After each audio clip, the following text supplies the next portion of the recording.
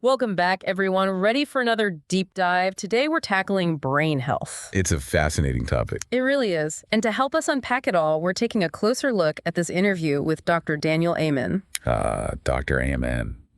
He's kind of a big deal in the world of brain science. I mean, the guy has literally scanned over 250,000 brains. That's incredible. You know, most people go their whole lives without ever seeing a scan of their own brain. And he's seen more than anyone else on the planet. It's mind-blowing when you think about it. But what's really interesting about his approach is how he connects brain health to, well, everything. So it's not just about mental health conditions, but our overall well-being. Exactly. He argues that a lot of what we might consider mental illness is actually rooted in underlying brain disorders. Brain disorders. So physical issues within the brain itself. Yeah, and these disorders can be caused by a whole bunch of factors, things like genetics, head injuries, even just our lifestyle choices. And the way he looks at these brains through SPECT scans is pretty remarkable, right? It is. SPECT scans allow him to see how blood flows through the brain, and he uses that information to identify areas where there might be reduced activity. He links that reduced activity to various conditions. Like ADHD, which he actually diagnosed in the interviewer, Stephen Bartlett, right there during their conversation. That was pretty surprising. It was. And, you know, not everyone in the medical community agrees with his interpretation of SPECT scans. It's actually a bit of a controversial topic. But regardless of whether you agree with his methods, the point he makes about ADHD is really interesting. He sees it as a difference in brain wiring, not a defect. Right. He actually emphasizes that people with ADHD often have a lot of strengths, especially in creativity and other areas. So it's not about seeing ADHD as a limitation, but rather a different way of experiencing the world. Exactly. It's about recognizing that brains can be wired differently and that diversity can be a strength. I like that. Now, something else that really struck me was his point about head injuries. Oh, yeah, that was a bit concerning. It was, right. He's talking about how even seemingly minor head injuries, like those we might get from playing sports as kids, can have a lasting impact on the brain. And he actually pointed out a potential connection between Bartlett's history of playing soccer and some of the patterns he observed in his brain scan. Which really makes you wonder about the cumulative effect of those everyday bumps and bruises. It's not like we're walking around in bubble wrap. Right. It definitely makes you think twice about those times you hit your head and just shrugged it off. But hey, that's kind of his point, right? We often underestimate how sensitive our brains really are. And that's why he's so passionate about these, what does he call them, 11 risk factors. Yes. The 11 risk factors for brain health. He has a handy little acronym to help us remember them all. Bright minds. Bright minds. I like it. It's like a checklist for a healthy brain. Exactly. It's a great way to think about it. So, are you ready to delve into the first item on the Bright Minds checklist? Let's do it. What do we need to know? All right, so picking up where we left off with Bright Minds, the I stands for immunity and infections. Because our brains aren't exactly isolated from the rest of our bodies, are they? Not at all. What affects the body also affects the brain. So things like having the flu. Or even a common cold. Exactly. Those can impact how clearly we're thinking, at least in the short term.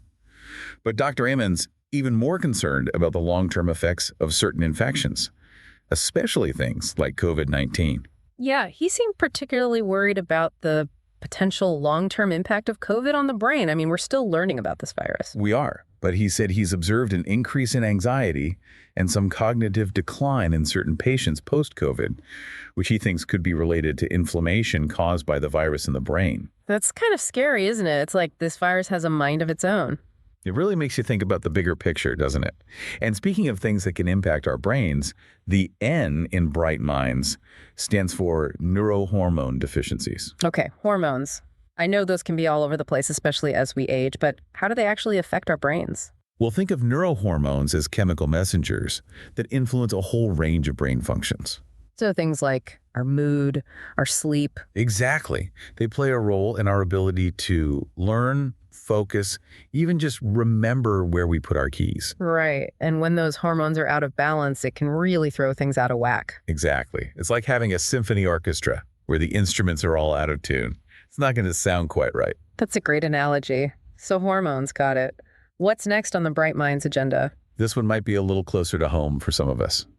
D for diabesity. Diabesity, that sounds serious. Is it like a combination of diabetes and obesity? You got it. It's basically a term that highlights the link between these two conditions, both of which are unfortunately very common. And Dr. Amen's point is that diabetes isn't just bad for our bodies in general, but it's really bad for our brains. Exactly. He actually drew a direct link between diabetes and a reduction in brain size and function. Wait, hold on. You mean our brains can actually shrink? It's true. And when that happens, we become more vulnerable to cognitive decline and even dementia as we get older. Okay, so maintaining a healthy weight isn't just about fitting into our skinny jeans, it's about protecting our brains. Now you're getting it. All right, so we've covered I, N, and D. What's next? The last letter in Bright Minds, S, stands for something we all know we need more of: sleep. Sleep. Well, that one seems pretty straightforward, doesn't it? We're tired, we sleep. It would be nice if it were that simple, right? Yeah.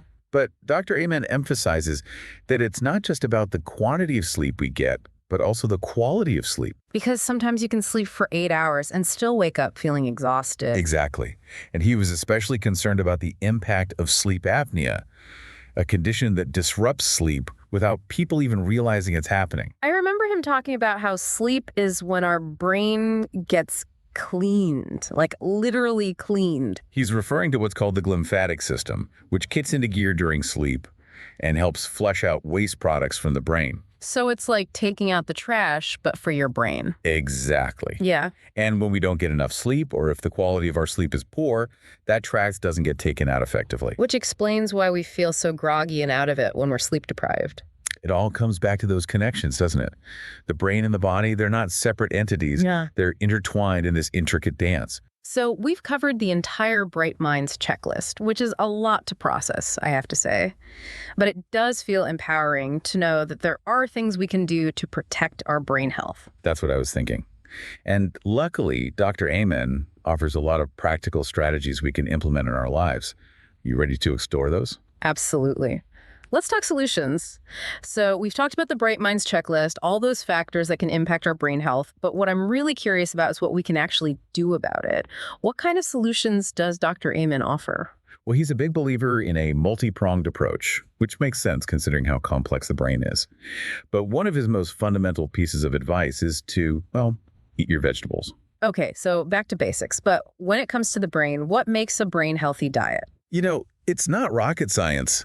A lot of it comes down to common sense, like reducing sugar intake, for starters. He really seems to have it out for sugar, huh? He calls it a gateway drug to diabetes and obesity, both of which, as we discussed, are really bad news for the brain. So ditching the sugary drinks, opting for whole foods when possible. Exactly, and upping your intake of those brain-boosting omega-3 fatty acids. Through things like fatty fish, walnuts, flax seeds. All good choices. And of course, he's a big fan of supplementing with omega-3s if you're not getting enough through your diet. And then there's ginkgo biloba, his personal favorite. He swears by it, though he always makes it clear that supplements should be seen as just that. Supplements. They're not a magic bullet. You can't just pop a pill and expect a complete brain overhaul. Exactly. Yeah, it's about supporting your body with the right tools, but a healthy lifestyle is still paramount. So along with a brain-healthy diet, what else does Dr. Amen recommend? Well, he's a huge proponent of regular exercise. Makes sense. Gets the blood flowing, right? It does, and that increased blood flow delivers oxygen and nutrients to the brain, which is exactly what it needs to function at its best. And you don't need to be running marathons to reap the benefits, do you? Not at all. He always tells his patients to just walk like they're late, even if they're 80. I love that. Simple and effective. So we've got diet, exercise. Stress management, that's another big one. Oh, yeah, because stress is basically brain poison, right? It can be incredibly damaging over time, absolutely. So Dr. Amen teaches a lot of techniques for managing stress. Like that 15-second breath exercise he mentioned. That's a great one for quickly calming down the nervous system.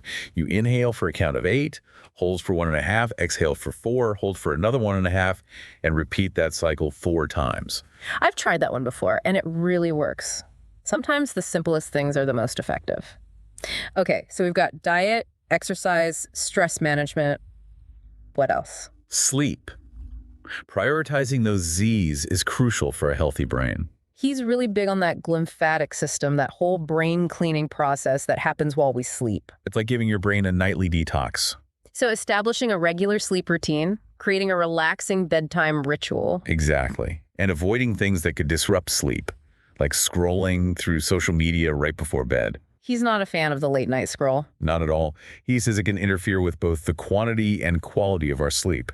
Makes you think twice about those endless TikTok rabbit holes. Right. Sometimes we just have to put the phone down and give our brains a break. Easier said than done in today's hyper-connected world. It is. But our brains will thank us for it.